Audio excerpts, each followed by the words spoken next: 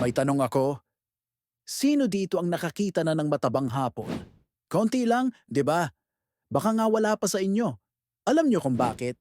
Dahil ang Japan ay isa sa mga bansang may pinakamababang obesity rate sa buong mundo, 3.6% lang ng mga hapon ang obese. Samantalang dito sa Pilipinas, 36% ng mga Pilipino na edad 20 pataas ay obese.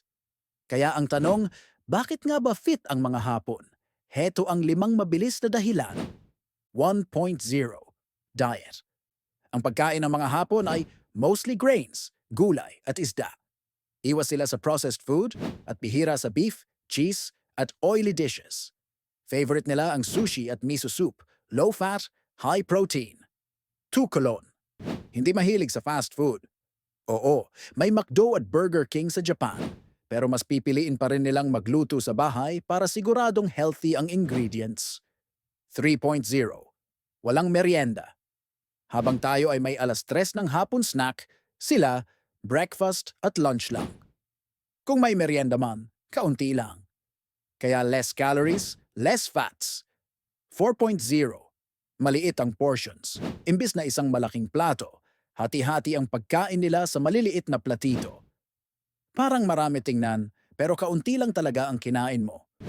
5.0. Active lifestyle. Sobrang ganda ng public transport sa Japan. Commute, lakad, bike. Araw-araw silang may physical activity kahit walang gym. At higit sa lahat, disiplina. Alam nila kung kailan titigil at kung gaano karami lang ang sapat.